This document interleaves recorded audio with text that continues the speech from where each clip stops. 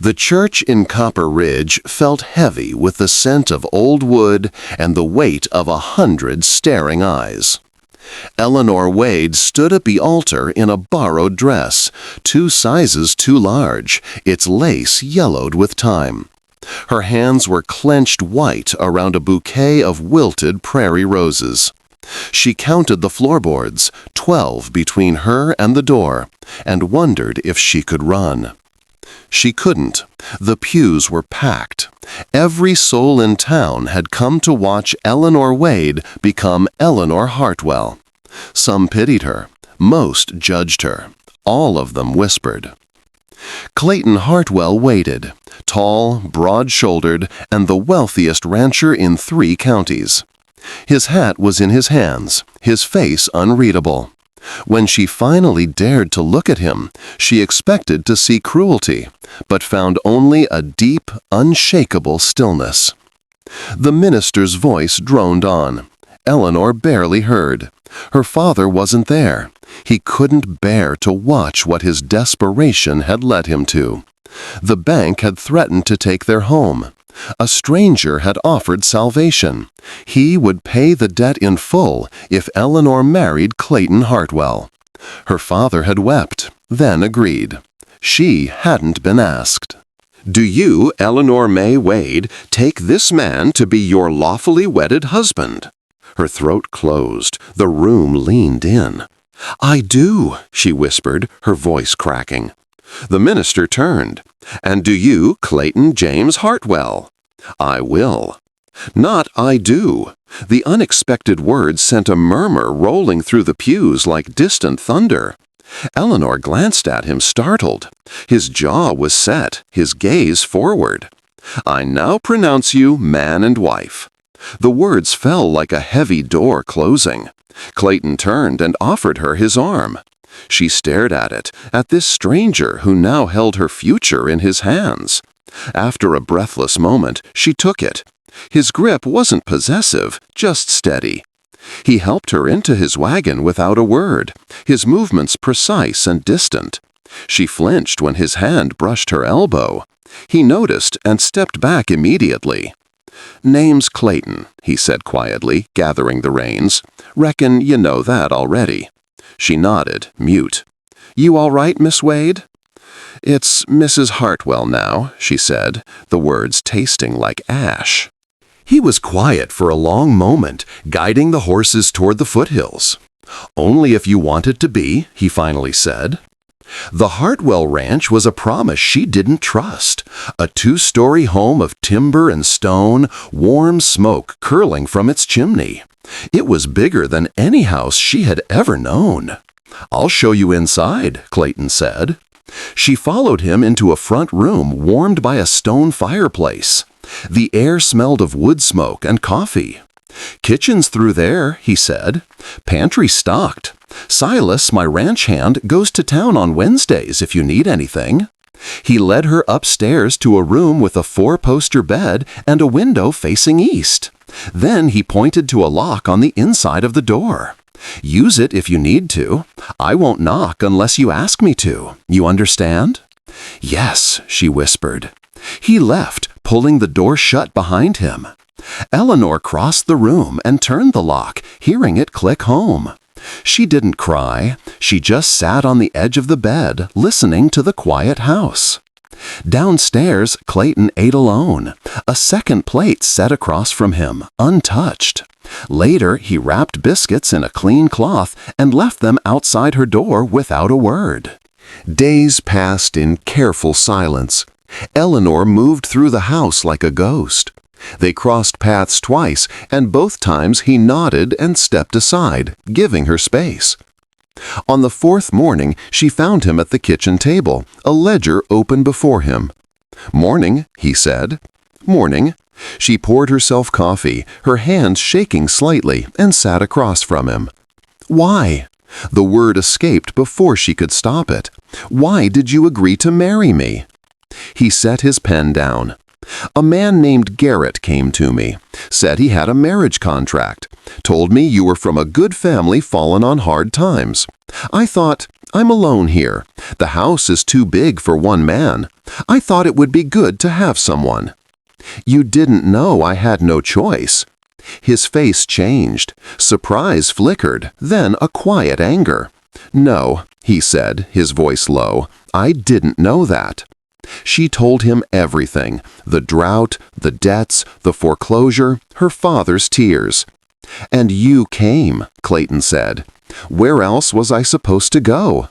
"I'm sorry," he said, and he meant it. "If I'd known, I saw your face at the altar.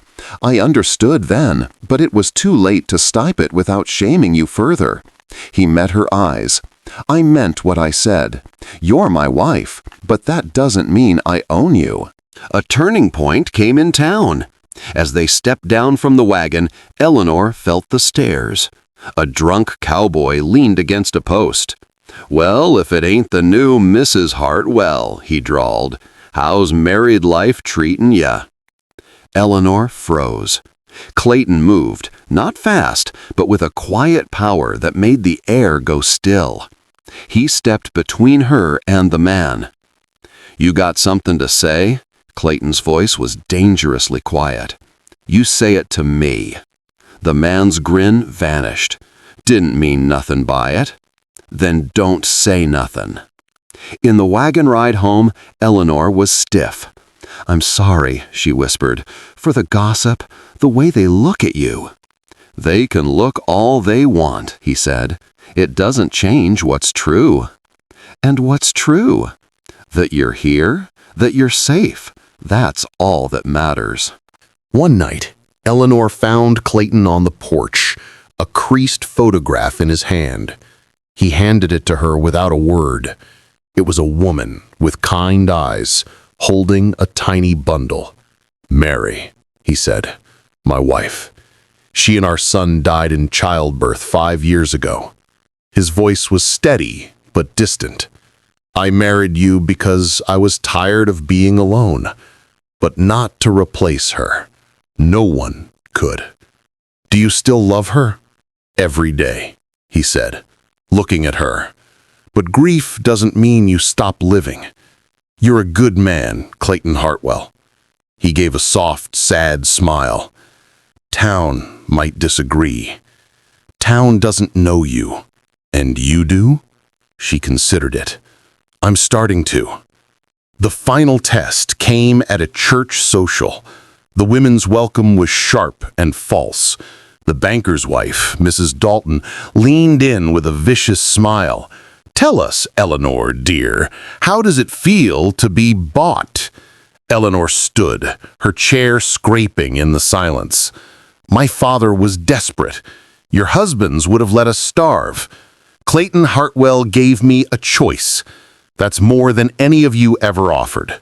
She walked out, head high. When she told Clayton, his face went hard. "They won't talk to you like that again."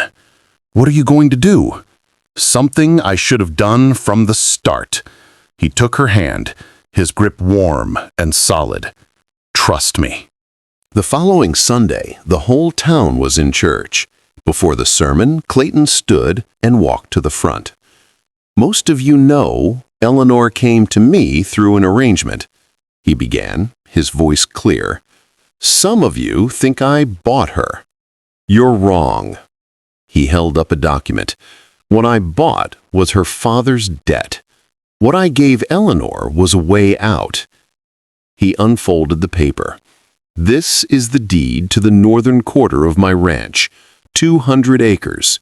As of yesterday, it's registered in Eleanor Hartwell's name alone. Hers. She can sell it, work it, or walk away from it and from me any time she chooses. She's not my property. She's my partner." He sat down. Then Eleanor stood. "I came here with nothing," she said, her voice ringing clear. "Clayton gave me everything. Not land or wealth, but dignity, choice, safety. I'm staying because I want to, because he's a better man than most of you deserve." She looked at Clayton, her heart in her eyes. "And because I choose him." Spring came early that year. Eleanor stood in her garden, the tulips she'd planted now pushing through the thawing earth. Clayton found her there, planting apple saplings that wouldn't bear fruit for years. "Those won't be ready for a long time," he said. She grinned. "Then it's a good thing I'm not going anywhere." They worked together, digging holes and setting roots. As the sun set, painting the sky in gold and rose, they walked back to the house. The door stood open, lamplight spilling warmly onto the porch. Clayton paused. "Ready?" Eleanor looked at the land, the sky, and then at the man beside her. Her partner, her choice. "Yes," she said, taking his hand. "I am." They stepped inside together, the door closing softly on the world and opening on their future.